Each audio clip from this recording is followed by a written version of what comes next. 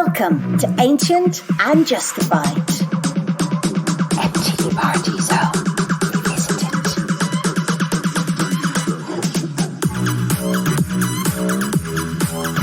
With me, James Hyman.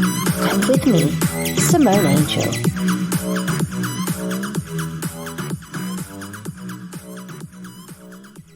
Now, I'm really kind of jealous that you are interviewing our guest today, because obviously you do the interviews, so you should. You are the face with an amazing haircut. But it is Speech from Arrested Development. Now, when I was revisiting all the kind of stuff about him, he's fascinating, super intelligent, super smart, and when you go back and read all the stuff, we interviewed him. It was actually for MTV Dance. I remember that. In 1994. Yeah, do you remember? Now, this is it. Do you actually, was it at the Jazz Cafe? Because they were doing a gig. Hip Hop Connection mentions them doing something at the Jazz Cafe. I can't actually remember where we did that. The funny thing is, I can see the location in my mind, but I don't know where it was. I can see the location. It was quite dark. And I remember the girls were teaching me African dancing. I remember sitting with Baba Oje and, you know, just, sadly passed away. I know. Such a special man. And just that whole experience of being with Arrested Development was really special. So I'm very excited to be talking to Speech. Yeah. A lot of things that I think you should ask. A race comes out and the politics in a lot of these amazing press. I think one thing that's very interesting is the lawsuit that they had with the TV show of the same name, Arrested Development. Because when I was revisiting them, and you type Arrested Development into Google, or other search engines are available, you know, you get basically the TV show. And that is unfair and a bit unreasonable, particularly because the music group, Arrested Development, trademarked Arrested Development. So it wasn't just like they had made up these two words, they trademarked it. So I'd like to know a little bit more. I mean, he, you know, technically Speech could have stopped that TV show using that name. He didn't. They did settle out of court. But why did, you know, interesting why he maybe didn't get them to change the name. Because it's kind of, you imagine how infuriating it is. You build up your sort of, your brand, your persona, and people know you for all that stuff. And then boom, you know, confusion with the name. So that's interesting. Arrested Development is a great feature here, Trouble in Paradise, about, you know, they've done so well, all these Grammys, all these millions of sales, and it really talks about the pressure they're under. Right. And the connection to Prince, another interesting thing, remember their single Tennessee? Right. Like the big single. Yes. You know, they sample one word from Prince. They didn't get permission to do it. They sample that one word which came from Alphabet Street. And Prince sues them, but in a really kind of nice way. He's like, look, just give me like $100,000. Don't want a songwriting credit. And Speech is like, talks a lot about how Prince was such a big influence on him. I'd be interested in you asking him. Yeah. Obviously, since then, Prince has passed away. I know. Baba Oje's passed away. You know how he feels with their passings. Yeah. Right? So amazing press they had back in the day. I mean, this is like tip of the iceberg stuff. Southern fried funk. And again, I just love how you obviously have remembered that they were in these magazines and you've been pulling Can I tell you, I these nearly mags fell off all these shelves. Yeah, I was pulling some of these shelves very, very hard. I mean, I might not have been here. I just want you, all the people watching and listening to this, to know that it's not just a kind of, you know, you don't just suddenly, you know, have a robot who gets this stuff for you. It's physically pulled from High Mag, and it can be precarious and dangerous, and you can have an accident at the workplace. Oh my goodness. He says as he's trying to find another nice picture of So we need to have Development. video of you doing this, of you clambering on top of... What, of me breaking my back? No, not that and then bit, being of paralysed? finding these gems, these magazines. This is lovely, Echo Esham's piece, when they were like, this was in the face, they were Band of the Year. Nice. Such a great band. Oh, I just love them. I really do. They're still releasing really great music, by the way. They have a fantastic album out at the moment, and single, and Baba Oje. Yeah, I really want to hear Speech talk about him, because I know that he was such an important part of the band. So, yeah. Another thing as well, actually, is kind of good. They were kind of a precursor to Black Eyed Peas, right? Totally. And they were such a welcome change from the gangster rap that was around at the time. Not that the gangster rap was a bad thing. Yeah. I mean, it was a style, but you know, they had incredible lyrical conscience. One of the best things, I have to say, one of the best, and I remember this from the time. This was from, I think, April 1994. I think we had just interviewed them. They were everywhere. They were, you know, remember they did the MTV Unplugged. Oh, First nice. rap group, I think, to win a Grammy. I can't remember in the category. It was like some new category. But the quote that I love from Billboard, he speaks every time he talks about sampling, because on the album they had all these, I don't know if you remember these American chants and all these beats. And the speech was going every time. This is so good. I love this. I remember this from the time. Every time you sample notes, you're also sampling the spirit of whomever you're sampling. So, you know, if he sampled, I think he mentions like a Herbie Hancock loop. He says, I'm sampling the emotions he was experiencing when he was playing. Wow. I love that. That's, you know, deep, isn't it? It is deep. I like and that. it hit me. So I think we told Bill Laswell about that when we finally tracked down an interview with Bill Laswell in Brooklyn. You know, when you sample, you are taking that energy, the soul of whoever played on that record. Wow. Select magazine. Who would have thought a year ago that the world would be at the bare feet of an agriculturally correct, urbanly challenged, non-aggressive, non-ageist, brown rice rap octet from America's deep south? Oh, I like that. Yeah. All right.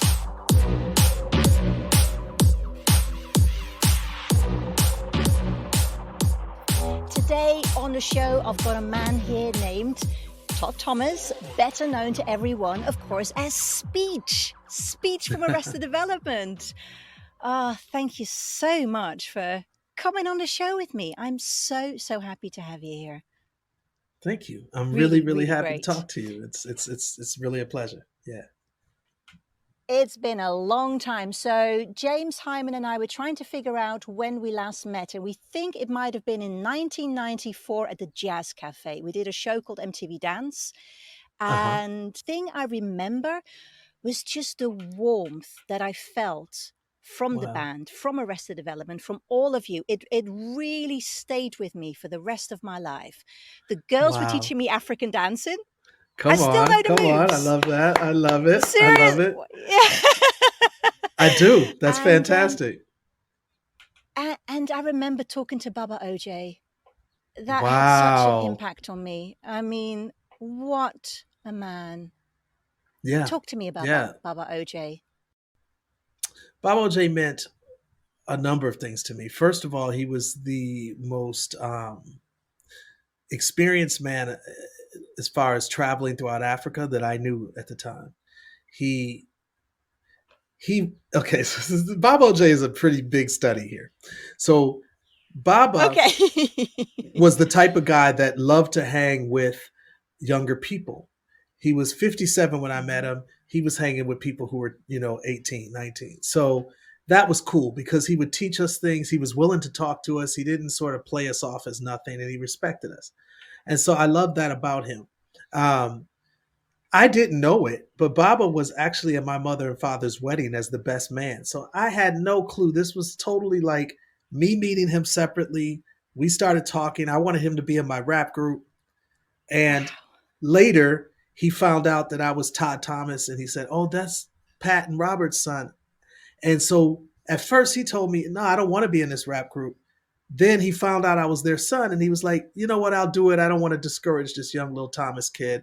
I was in his mom and dad's wedding, and I learned all this stuff later. So I didn't know any of that about Baba Oje. Anyway, he's just the most serving guy. Baba Oje would often go out into the streets and feed the homeless. Baba Oje would spend, if he went to your house to just hang with you, he might be the type to live at your house from that initial meeting for 5 years. That's exactly what he did when he came to Africa with my mom and dad.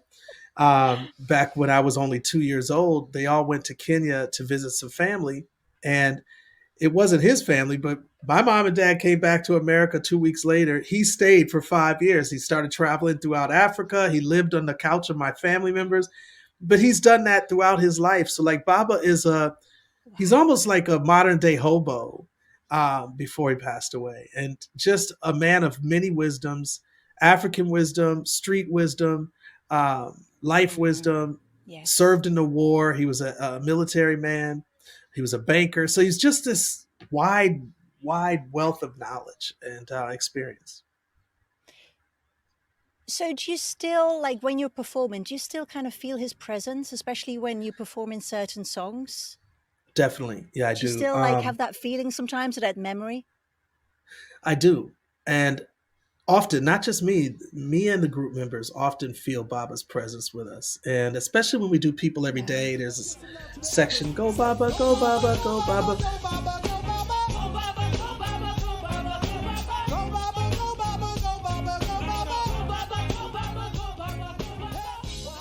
We often think of him. And the day that Baba died was the day after my birthday, and I want to say 2018. I'm forgetting the exact year now.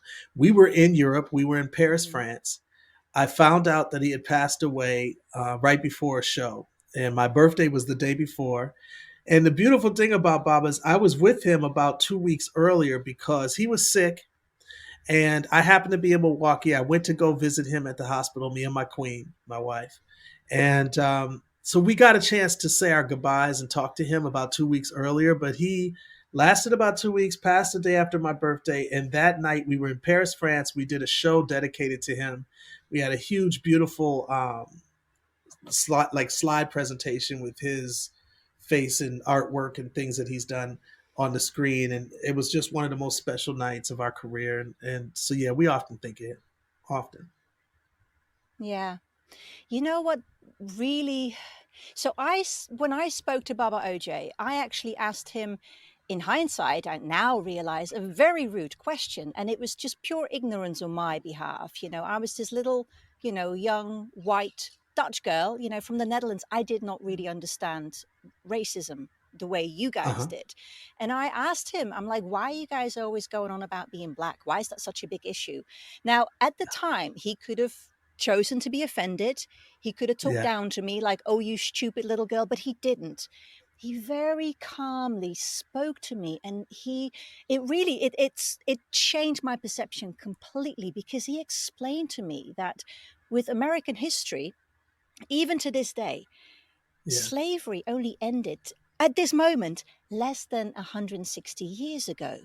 And then after that, there was still Jim Crow law. That went on for another 100 years. A whole lot of segregation, where white and black people would have different bathrooms, different drinking fountains, sit in different parts of the bus. And even though I'd heard about that, and I heard about, Rosa Parks and stuff, when I spoke to Baba Oje, it really touched me, because I think as well, he told me that it was either his grandparents or his great-grandparents who still had known slavery, right? Or had been slaves. Yes, his that was like, that was insane. That to me at that moment, to talk to a living person whose grandparents had been slaves. And that's when it struck me. I'm like, this is not ancient history. No, this is like, not at all. This is quite recent. Recent history. It is. And if you can imagine the trauma. So like, and I hate to use this as an example, but if you imagine a woman who was raped as a child, and what kind of trauma that presents to that woman for the rest of her life, even if she's able to move forward and able to do wonderful things in her life, that trauma never leaves. Now that's just a woman that's, let's say she passes away at 80 years old, and let's say she was assaulted, in her 20s. That's 60 years. But Black people's realities of slavery was hundreds of years. So this trauma was passed down generation to generation of those that never did see freedom. And even those that finally did see freedom from slavery, that trauma was still so baked in to our realities as a Black race of people in America that, it's tough to define a world without seeing it through that lens for us, because so much of our realities were based on being Black and having racism shown to us because of it. Yeah. And it is, and in a way, that is how the past kind of lives on, right? It kind of continues, because also parents, whatever traumas they have, they pass it to their children, who pass it to their children, who pass it to their children. And so it becomes also like this cycle that, of course, you guys to a large extent have also been wanting to break a lot of the cycles that were in place. How do you feel, actually, now looking back on it? I mean, you guys have achieved so much. We'll go into everything that you've achieved throughout the interview, but how do you feel just from that point of view? Do you feel like you've managed to get your point across, and do you think it's made a difference, even just on a personal level for certain people? Yes and yes. When I speak of trauma, the trauma happens on all sides of the fence. So in other words, it's trauma to Black people who were the victims of slavery and oppression, but it's also trauma to white people who knew that this life that was being perpetuated was unnatural. It was evil. They saw evils. Some of them participated in evils. And so these things are traumas for all people involved, and the nation as well, just as a collective and spiritual whole, just as a country. And so, yes, I think the music has had a great impact on whites, Blacks, Latins, Asians, people who have heard it. And has it changed everything? Like, some people will say, well, things are still the same, or even some will say, well, things are even worse. But that's not the point of change.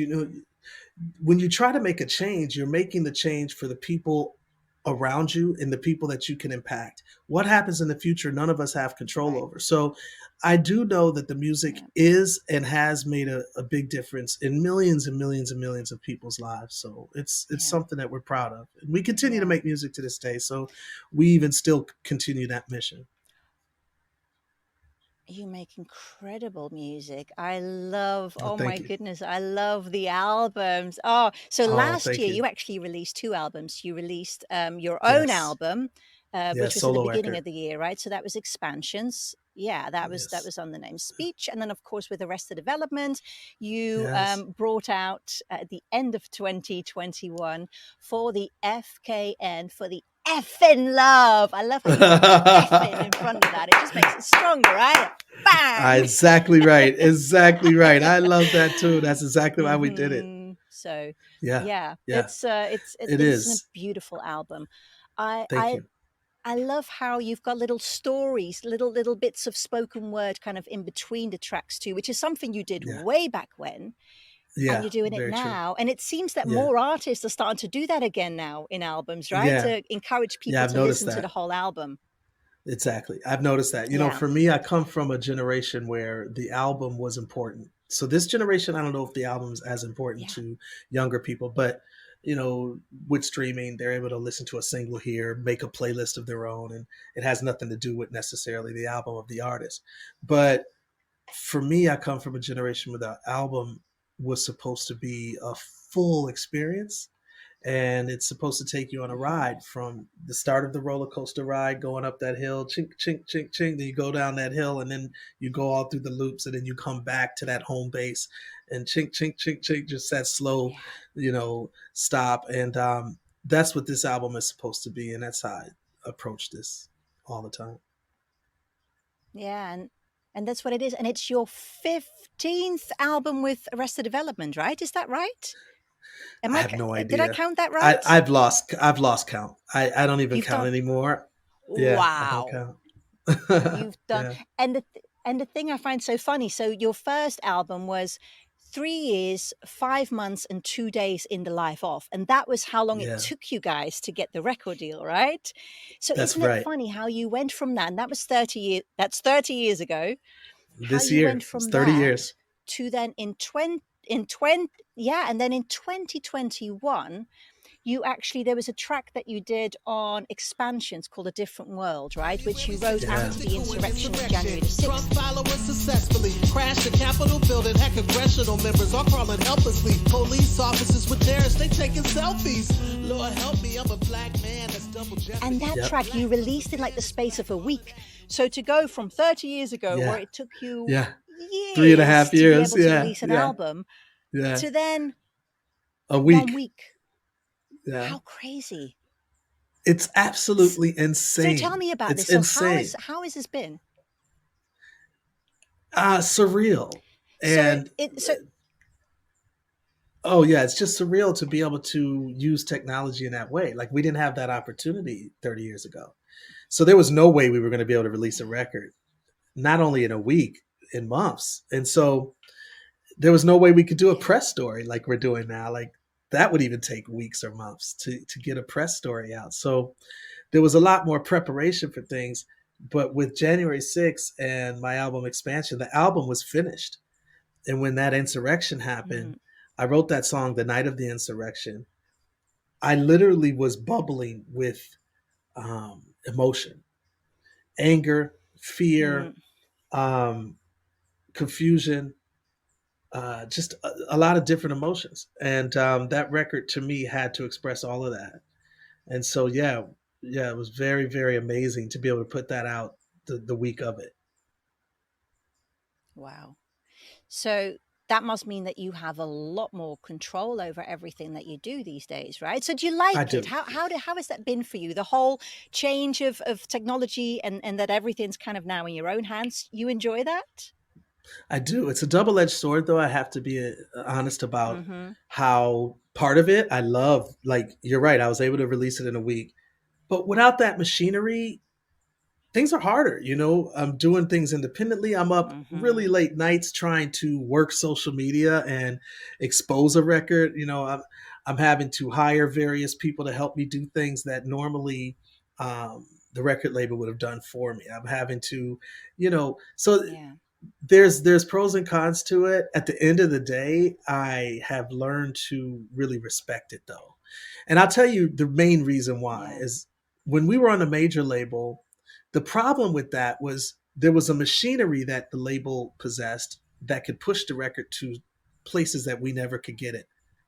But when that machinery pulled Mm-hmm. out and when we got dropped from the label, we no longer knew how to reach our fan base. And that was hard because we had Right. music that we wanted to release, but we didn't have the knowledge base nor the machinery and the systems in place to tell all of our fans, which we had over 4 million hardcore fans that bought the album.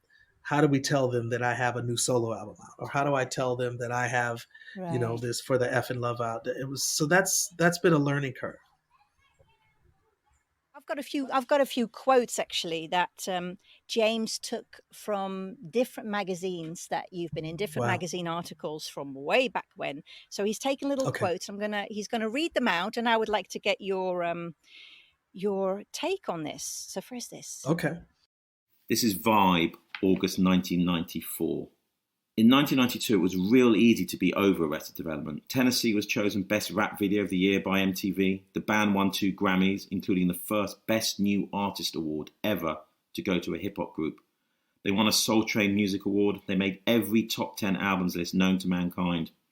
They toured it on Vogue, did Lollapalooza, did an Unplugged.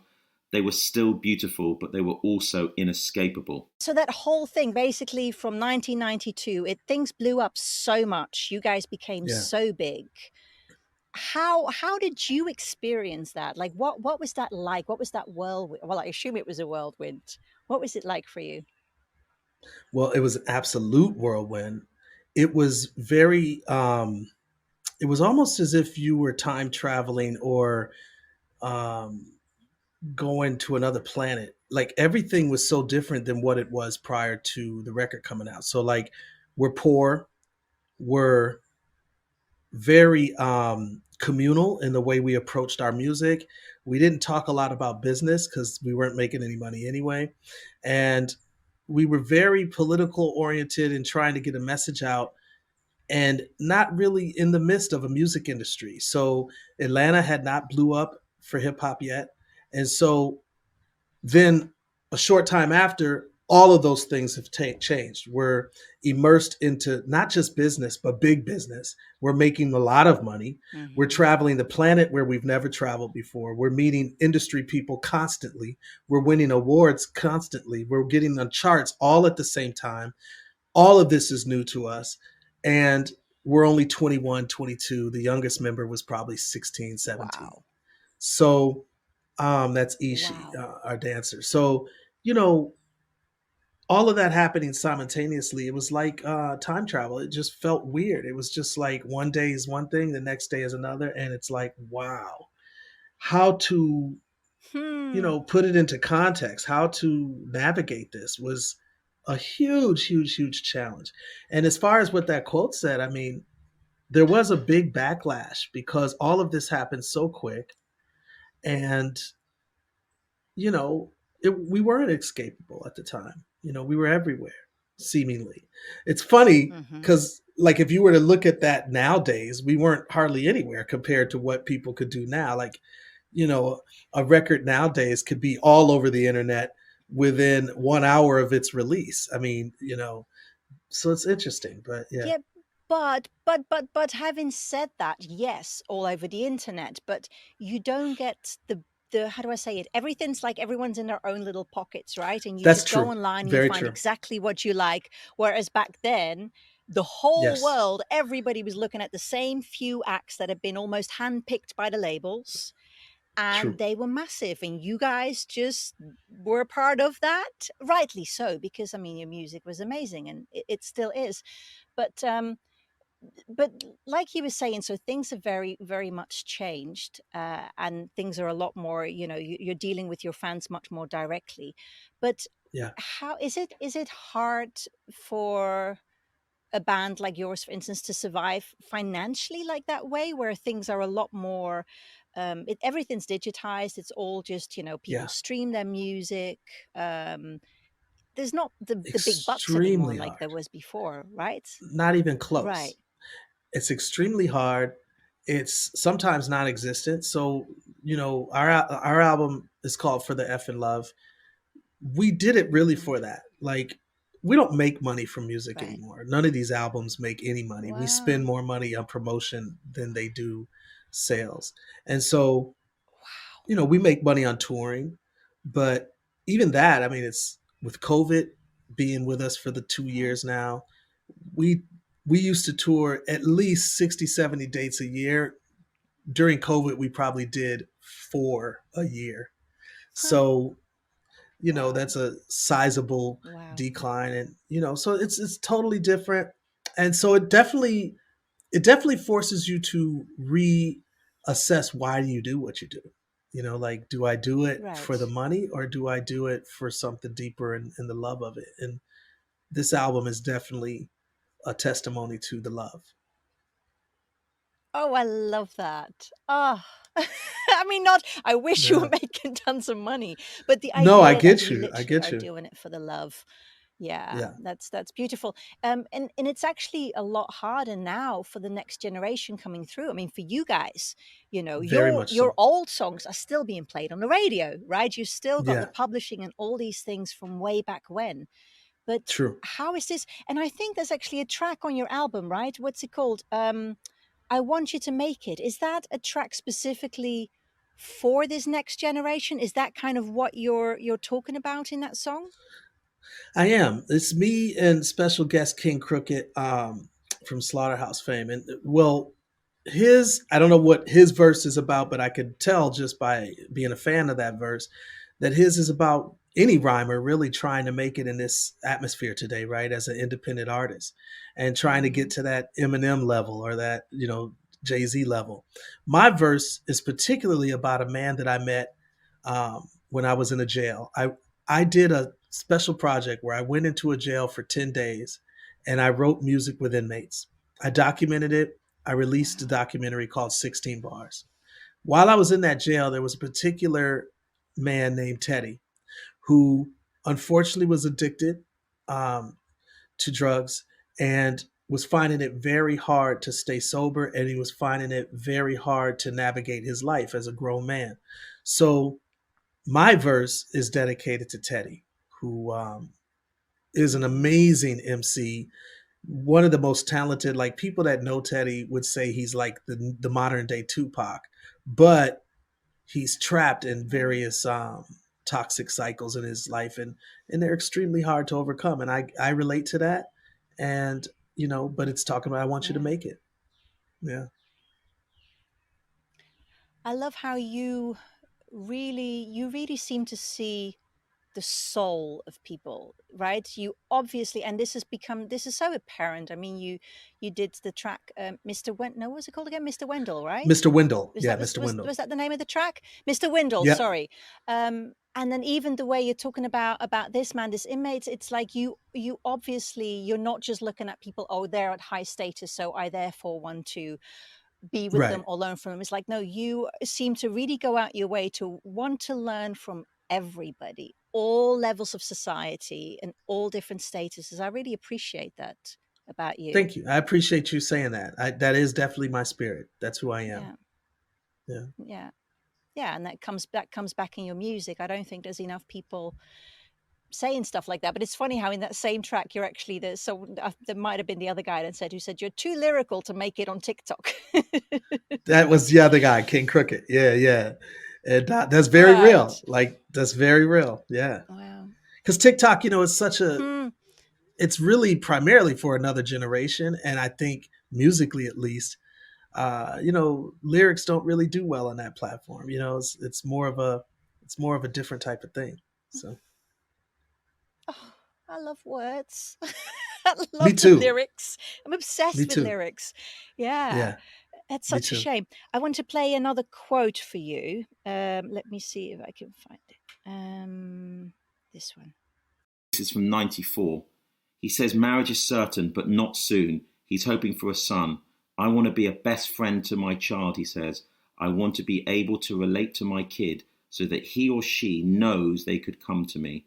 At the same time, I want to instill discipline. I want to instill African culture in my child. Oh my gosh, you are just freaking me out. Isn't that funny? Oh, it's amazingly funny to hear these things from the young me. That's so crazy. Yeah.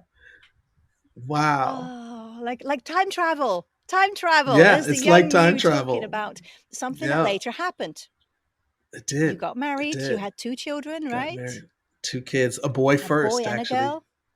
A boy and now a girl too. Yeah, we. Well, my son is 27. My daughter is 24. So they're adults. But yeah, it's pretty amazing.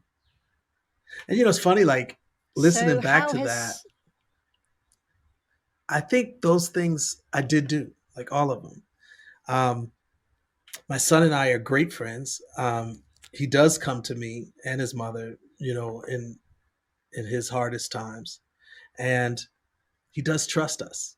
And I did instill, me and his mom did instill, dignity and a certain number, understanding the importance of our culture and our people, understanding the importance of African contributions to the world and African American contributions, and these types of things we felt was extremely important, and we did do that. So it's amazing. It's like it's like a mind, it's just crazy. Yeah. And did you so I guess your children were born after the craziness of Arrested Development, when you guys were right, like, when all the madness was going on. So this was afterwards.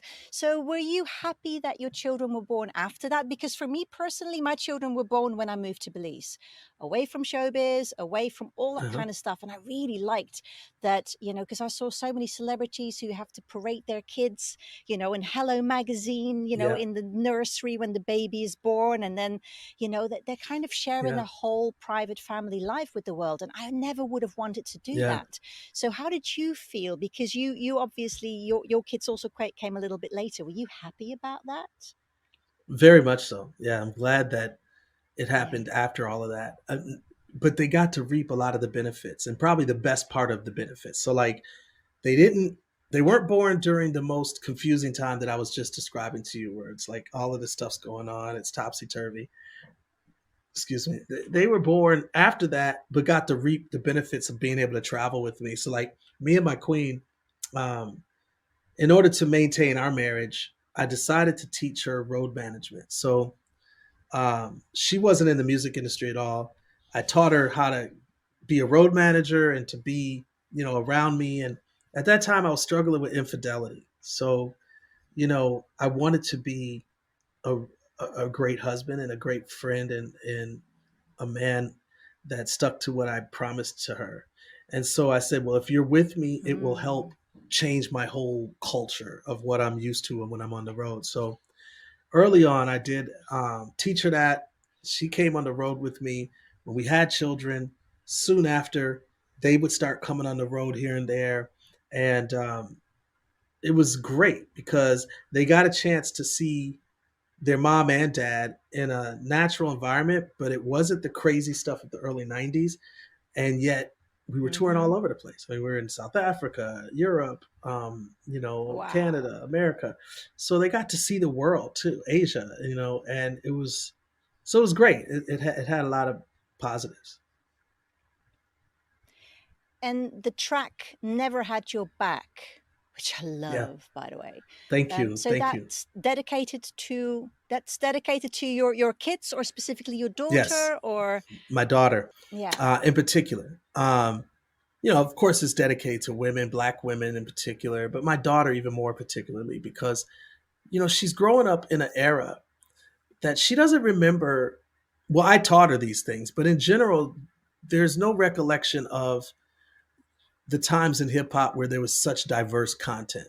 Hip hop unfortunately has gotten less and less diverse in its content. So pretty much almost every song that comes out in hip hop is about either drugs, violence, misogyny, or materialism.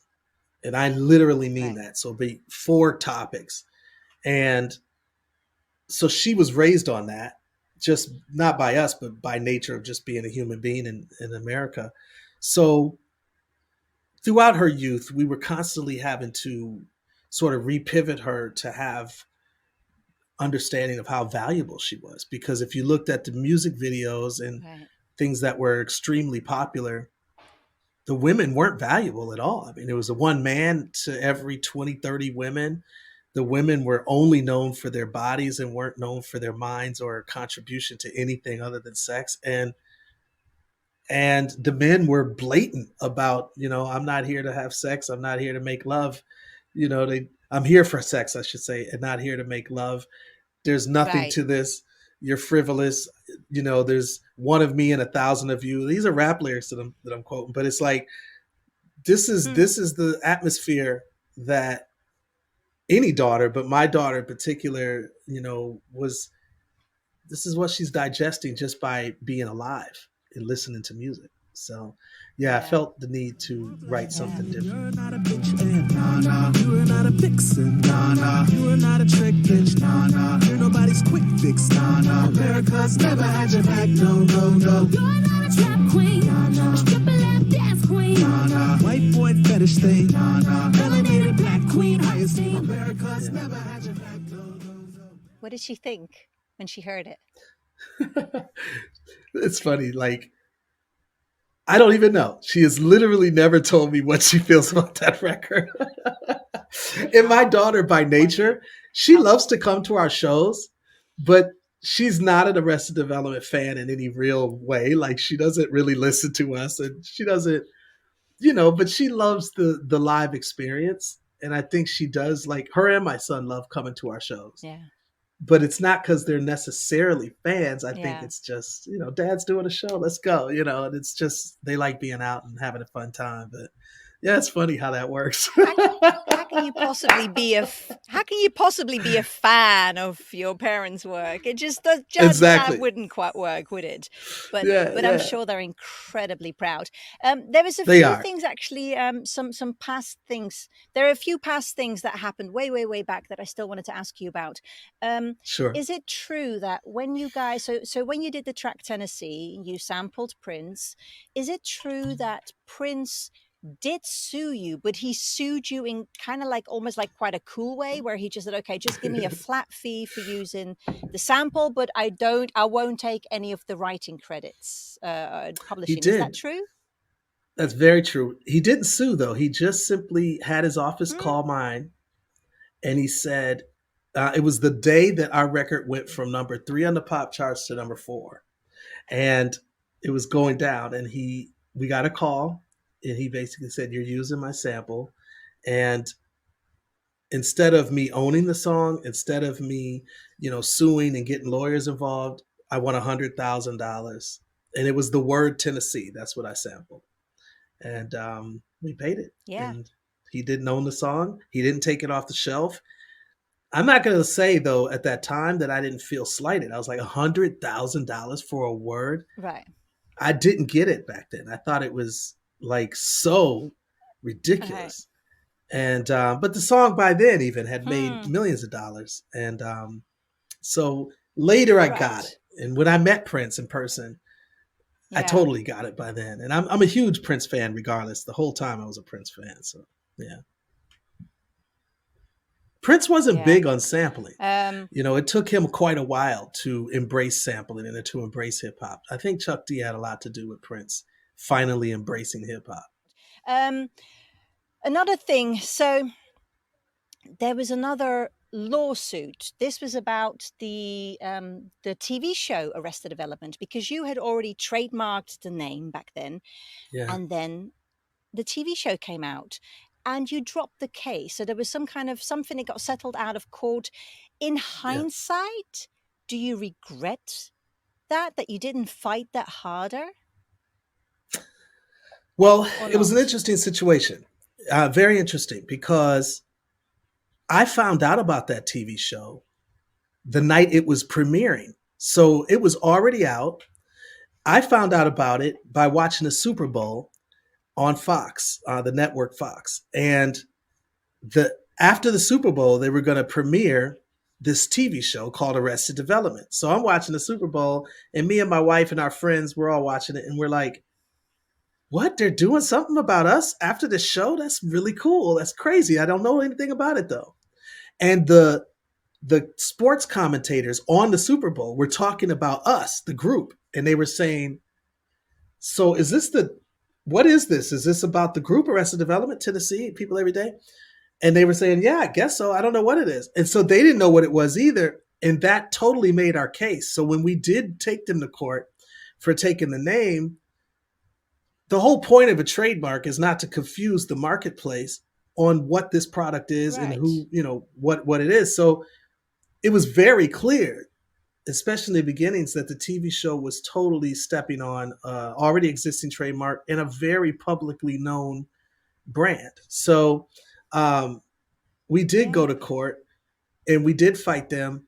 We decided to settle out of court primarily because the show was they already taped a number of episodes. It was already it was aired that night. By the time we were in court, it already had aired a number of episodes, some of which had mentioned us and so on and so forth. So we just decided to move forward. I will say, do I regret not fighting harder? Maybe I do. I do regret it, because what happens with TV shows that take artists or band names is the TV shows always trump it. I mean, Survivor is a TV show it's a phenom, and there was a band named Survivor. Living Color is a TV show. There's a band named Living Color. These TV shows always trump the artist, and so if I would have fought harder, I probably could have stopped it from existing in the first place. So. Yeah, because nowadays, if you Google Arrested Development, it's the TV show. You have to put the band, and it's. I mean, this is an interesting quote. Truth is defined by the top results of Google searches these days, right? Truth. That is Isn't it very true. true. That whatever, and that's truth or trust. If it's at the top of Google. Yeah. That's it, right? And so it's kind of sad in that way that you guys have kind of disappeared. Not disappeared, but... No, I know what you mean, though. It is. It's buried. It's buried with all of the television stuff. Yeah. I will say, at the end of the day, I've been very proud with how well we are faring, considering the huge machinery that they have and the little machinery that we have. So I look at it and I looked at it when we were in court as a David and Goliath situation. I mean, we were fighting up against Fox. And even though I had more money back in these days when we were in court, there was no way that I was going to be able to beat Fox as a huge network with Ron Howard, who was a superstar in his own right and a huge director at the time, still is. But it was just no way that I was going to be able to fight them in court. They had tons of lawyers, an entire corporation behind them. And so, we we decided to settle because, as you probably know, if we would have kept fighting and lost, we wouldn't have gotten any money. Not to mention, we would Right. have paid all these That's lawyer true. fees into the hundreds of thousands of dollars. And so we Yeah. really had to sort of judge what's the best way to approach this. You know. Yeah. No, that makes sense. So coming back to the thing, so with Prince, you did the sample, and there's a really interesting quote, which is quite a famous quote from you about sampling. So I just want to play that one and get your take on this now. Quote that I love from Billboard: every time you sample notes, you're also sampling the spirit of whomever you're sampling. So every time you sample, you don't just take the sound, you also get the spirit and the emotion of the person that you sample. Totally believe that to this day. Yes. So like, sampling is unlike playing a note. So if I played a note from a song you wrote today, I'm just playing the note, but I'm not playing the room you were in or the way that you mic'd your piano. I'm not playing the era that microphones were in and technology was in at that time. I'm not playing that. I'm just playing the particular notes you played on my piano. But when I'm sampling, all of these things go with it, the spirit of that time period. So if I sample something from the 60s, there was an entire thing going on in the 60s. The way they recorded music in the 60s was thoroughly different. The microphones, the technology they used to record it, the actual spirit of the artist who's performing it, and the spirit of that record that I'm sampling from. All of these things are wrapped up in that sample, and that's what makes sampling so extremely special to me, is that to me it's a connector point between the past and the present, bringing it all to the future. And I wish sampling was done more often, because it gave me an appreciation for music as opposed to made me lazy about music. I learned about so many artists, and I learned to deeply appreciate artists like a Joni Mitchell or a James Brown or a Bob James or whoever, the Incredible Bongo Band. I mean, whoever. It's like these artists, I started to learn their entire catalog because I sampled them and I fell in love with what they did. So yeah, I think sampling is a saving grace to music as opposed to a bad thing for music. So when you create music, I mean, is creating music almost like a spiritual practice to you? Do you consciously sit and think, I'm gonna create something, or do you get these things just they come to you Both. like And something in the air? yeah, both. Because it is a spiritual thing. And as I live life and as I'm moved, even right now, as I'm moved by what I see on the screen for you, right, in Belize, those things give me certain ideas and certain thoughts, and it opens my mind and allows me to travel a little bit to a little window in Belize. Well, then that will change the way I'm going to write a song today. If I was to write something right now, it's going to change it, because it gives me another window into another world that allows me to explore the emotions I'm picking up from what I'm seeing right now. So yeah, it's definitely a spiritual thing. It does come in waves. My wife, being married to a musician, I just have to respect her so much, because, I get inspired at any time of the day, and I'll jot down a lyric in the middle of a romantic dinner. I might jot down a lyric that I think is clever or great. So she's learned to just totally accept this, sort of interesting way of going about life with a musician. And yeah, I think it's also it's like a therapy session every time I write a song. It's like being in therapy with some really ultra great professional, so it's an amazing journey doing music. So do you ever feel that, have there ever been songs that you've written where you kind of almost feel like you didn't write them, where it's like, because you know how people go, oh, that's mine, Yeah. you took those notes from me, and but Yeah. sometimes Yeah. it's like, it's almost like it's all floating out there and creative Yeah. people can tap into it. And sometimes even Totally. people tap into whatever is out there at the same time, which that's always blows my mind. When people have the Agreed. same idea or almost the same idea Yeah. at the same time in a different part of the world, it's so Totally. magical, isn't it? It really is. I think, People Every Day for us was one of those songs that just came together like nothing. And same difference with Tennessee, a song that just came together as if I didn't even write it myself. Like it just flowed so easily, and it just felt so right off the bat. Yeah. Yeah. Yeah. Let me play another quote for you, or not really a quote. This was just something that was written about you guys as well. Rolling Stone magazine, January the 7th, 1993. The members of Arrested Development pray before every meal. They pray before every plane trip. They sprinkle phrases like beautiful, spiritual, and deeply into yourself across conversations like holy water. They don't play concerts, they throw celebrations. They are, in fact, perhaps the only alternative music sensation incessantly talking about Nirvana that might not even know there was a band by that name.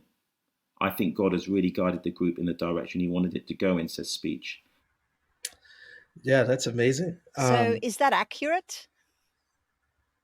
I think that was very accurate. Like, I couldn't, yeah, I think before every meal I think like we were definitely a praying band.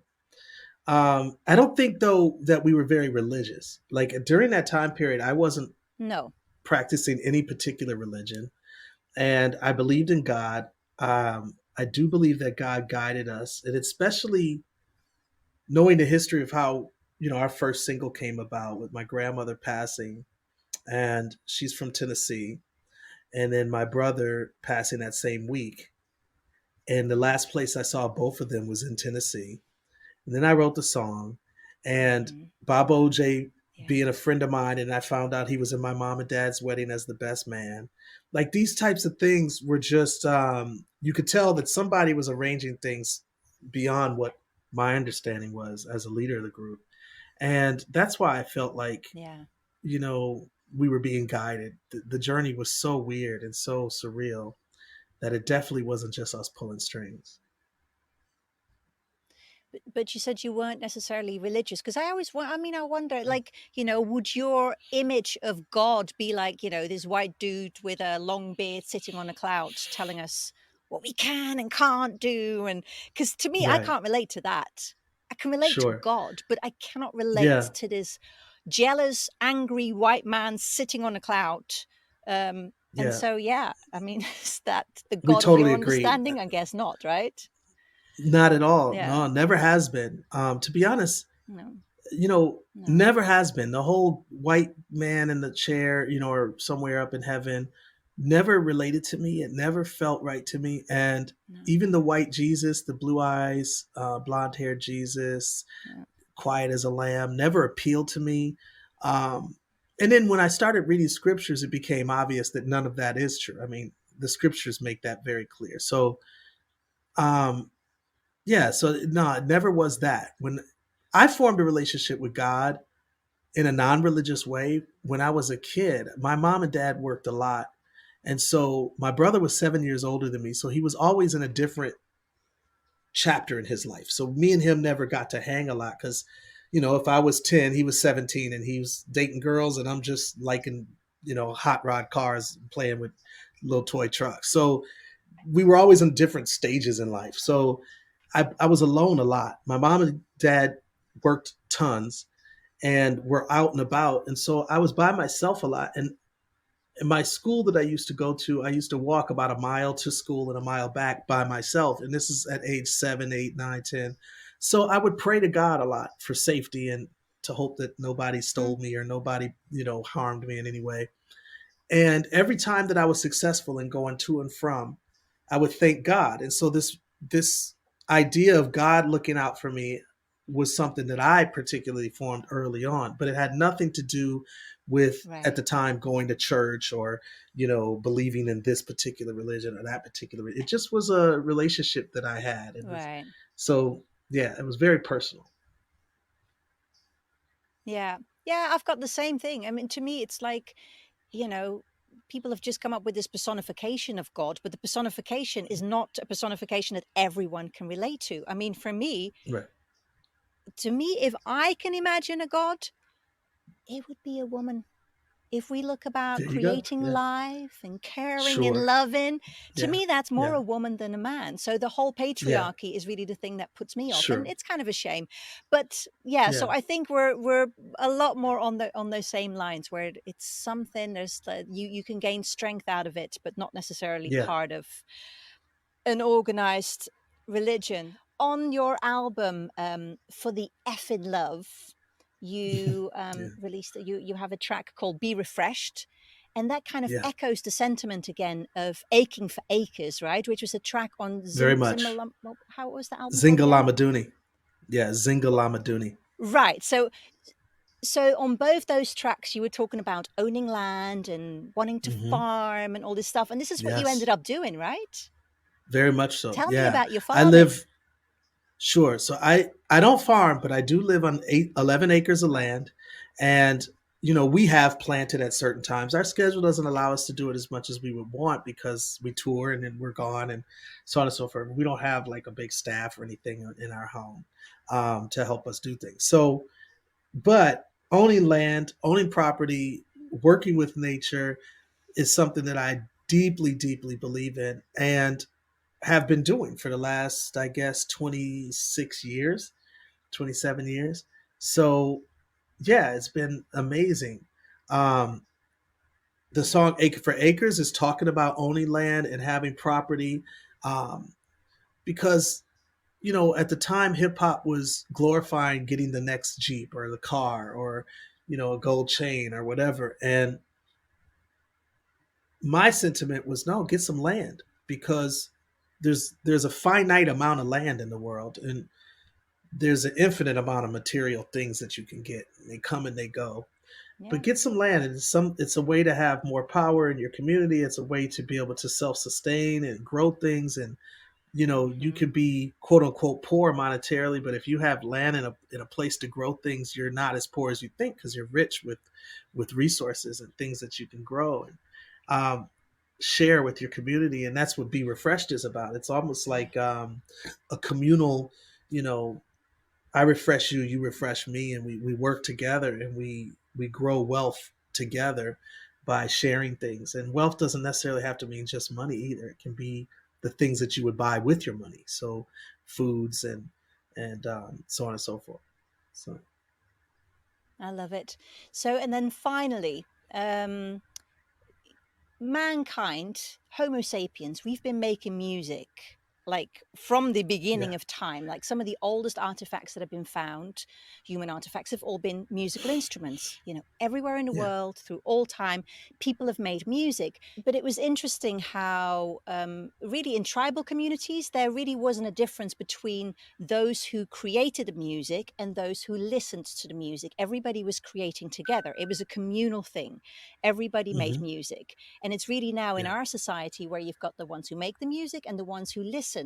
But then I'm wondering if there's still part of our kind of like almost DNA where we still crave that thing of creating music together, and if that's really what's so uplifting when you're in a concert and everybody sings together, they chant together, yeah, they dance together, and you can yeah. feel that magic. But do you think that's kind of just part of our, I don't know, evolutionary kind of DNA that's still in us? I do. I really do. In fact, I'm writing a song right now, and that song is talking about what you just described. Like there is a certain bond and a certain connection that we all feel when we're all involved in this creative process and we're all not just watching it and spectating it from afar but being a part of it. And it's a powerful thing. That's what I love about concerts. I often say that to me it's like making love because it is literally intimate. It feels intimate. It does not feel like a business transaction a lot of times, most of the time even. It feels like an intimate moment between people, and it's profound. Yeah, it's great. And people have been craving it, right? After this whole COVID period where that hasn't Yeah. been part of our lives. I think everybody is just, they just want to get back out there and sing together and dance together and Facts. commune in that way. Yeah. Facts. Yeah. Yeah, I I've do seen find it. it We interesting. I find it interesting as well how apparently, without even realizing it, in a way, we always are creating music together because there's always a rhythm that's going on, right? Everybody has a rhythm. So someone from a village, from the countryside will have a slower rhythm. Someone from a big city has a faster rhythm, which is why when they meet, Mhm. quite often it's kind of hard until they finally meet somewhere in the middle. And they say that even Yeah. when there's a family or people eating around a table, that things happen at a certain beat. Not that everyone eats at the same time, Right. but people Sure. stretch their syllables at the same time as picking up the knife and the fork and the chewing, and even pitch. If men Right. and women talk in a group, there's usually about a Facts. full octave between the woman and the men, and then the Wow. children go another octave higher. So in a way, we kind of always are creating music together. Yeah. Yeah. That's brilliant. I love that. I agree with all of that. 100%. Yeah. Yeah. Yeah, I do.